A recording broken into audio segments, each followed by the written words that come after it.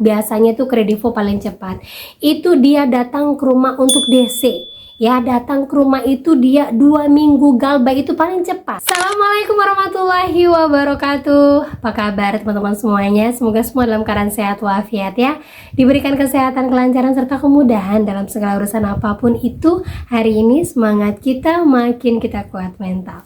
Oke teman-teman, kali ini saya akan membahas tentang DC palsu mulai berterbaran. Ini ciri-cirinya dan bagaimana cara menghadapinya kita akan bahas secara tuntas. Tapi sebelumnya saya harapkan kalian semuanya sudah subscribe channel ini agar channel ini terus berkembang dan dapat memberikan informasi terbaik buat kalian yang Galbay. Oke teman-teman, ini dia buat kalian.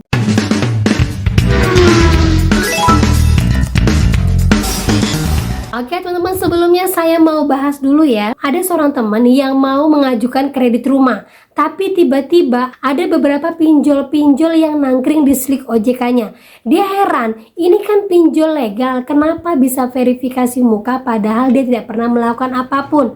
Dan ternyata setelah ditelusuri, ini adalah ulah dari sales kredit. Nah, seperti informasi ini, guys, KTP gue dipakai orang buat apply pinjol dan banyak banget ternyata. Gimana cara beresinnya ya? Ada yang tahu? Serius gue nanya nih, gemeter banget gue ngelihat nominalnya. Nah, setelah itu dia coba untuk ngecek-ngecek seluruh aktivitasnya beberapa bulan belakang. Ternyata diketahui dia pernah apply kartu kredit pada saat acara bazar. Nah, dia merasa pada saat itu mungkin ada yang menggunakan datanya dan sampai ada seorang yang menyarankan untuk melakukan pengecekan ulang di OJK. Nah, seperti ini informasinya, langsung ke OJK aja, nanti diarahin buat verifikasi ke aplikasi penyalur pinjol itu. Jangan lupa minta surat kepolisian. Kalau emang bukan kamu, itu bisa dibersihkan namanya dari OJK. BTW, pinjol legal pasti ada ACC pinjamannya ketat, perlu verifikasi muka, selfie, pegang KTP, dan lain-lain. Kalau pinjol ilegal nggak bakal bisa sampai ke OJK. Kalau di OJK terbukti dana masuk ke rekening kamu dan kamu ngelak buat tuduhannya nggak benar, bisa dipidanakan. BTW gue kerja di bagian finance salah satu perusahaan dan antara jadi paham. Nah, cuman kebanyakan di lapangan itu ada yang beberapa pinjol legal tanpa harus verifikasi muka, bisa juga dia cair. Tetapi yang menjadi konsentrasinya adalah rekening.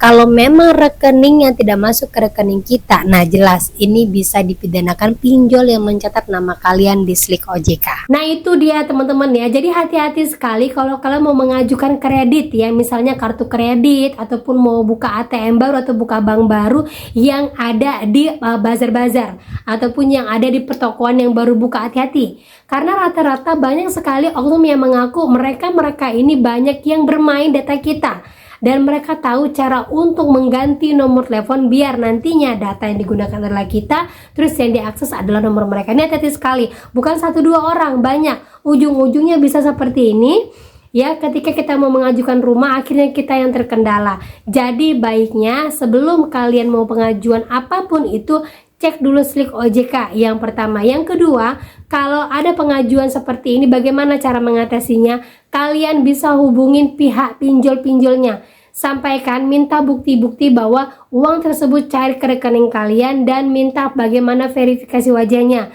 Karena kalian tidak pernah mengakses pinjol tersebut dan minta untuk segera dihapuskan. Gitu ya.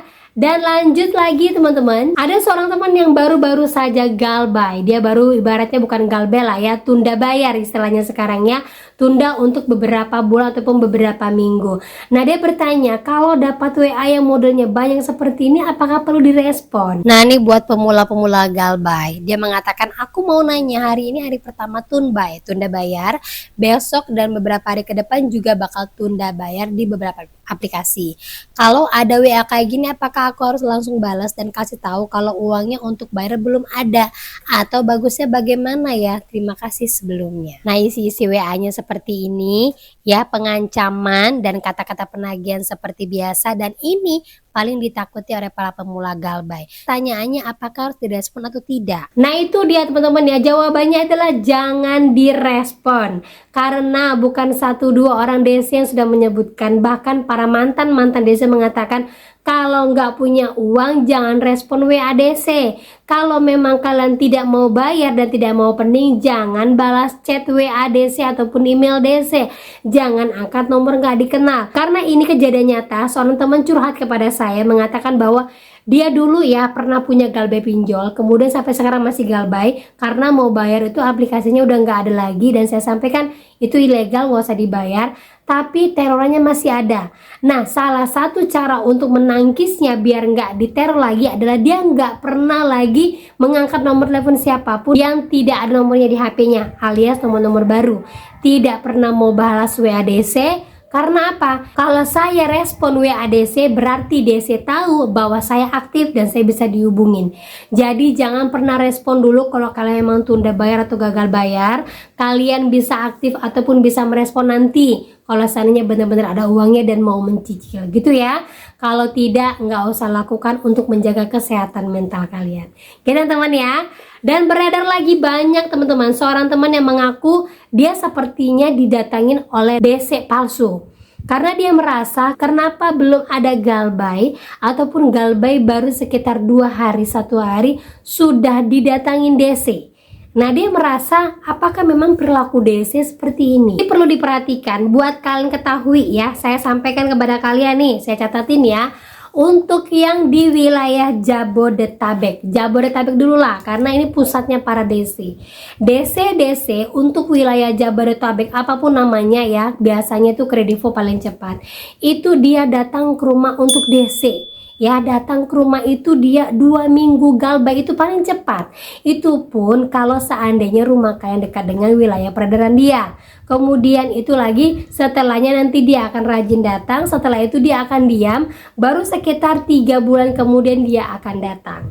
Itu untuk wilayah ke Jabodetabek. Untuk di luar dari Jabodetabek saya sampaikan dia datang ke rumah kalian setelah 2 bulan Galbay sampai 2 tahun Galbay. Ada yang baru-baru datangin setelah 2 tahun, ada yang datangin setelah 2 bulan Galbay. Itu untuk di luar wilayah Jabodetabek, termasuklah Jawa Tengah ataupun Jawa Timur.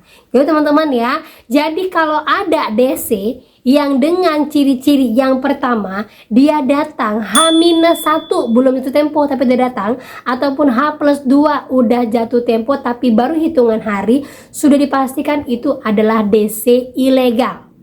Nah, jadi bagaimana cara mengusirnya? Jangan lupa yang kedua, videokan, kemudian minta ID card dan KTP-nya kalian fotokan, pasti mereka tidak akan mau memberikannya. Jelas ini karena DC-nya adalah DC gadungan. Jadi mereka tahu dari mana bahwa kita Galbay. Nah, tersebar informasi bahwa data-data bocor di web hitam itu ternyata diperjualbelikan satu data itu sebesar Rp5.000. Jadi emang sengaja diperjualbelikan khususnya buat mereka-mereka yang terjerat Galbay, yang terjerat pinjol, yang lemah mentalnya, ditagih sama mereka lumayan katanya. Beli datanya cuma 5.000, nanti mereka bisa dapat sampai ratusan ribu. Nah, itulah yang kenyataannya terjadi di lapangan. Jadi hati-hati sekali.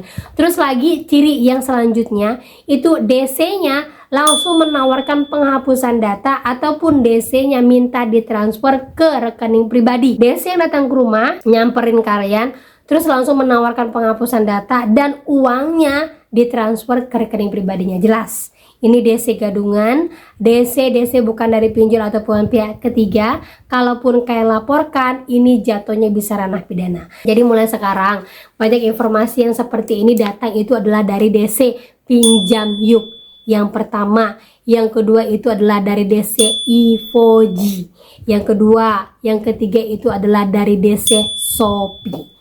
Ya, Shopee lagi gencarnya di Jabodetabek. Ada sebagian informasinya yang memang menagih minta dengan ciri-ciri yang saya sebutkan di atas. Jadi perlu dari sekarang harus waspada. Jangan pernah memberikan data apapun dan jangan pernah membayarkan lewat DC sekalipun. Kalau DC menawarkan keringanan, tetap bayarnya lewat aplikasi. Mulai jadi nasabah yang bijak, jangan terperdaya dengan hapus data dan segala macamnya, karena kalian juga yang rugi nantinya. Oke teman-teman ya. Nah oke, itu dia informasi yang bisa saya sampaikan buat kalian. Semoga informasi ini menjadi mood booster, semangat baru, dan akhir kata saya ucapkan Assalamualaikum warahmatullahi wabarakatuh.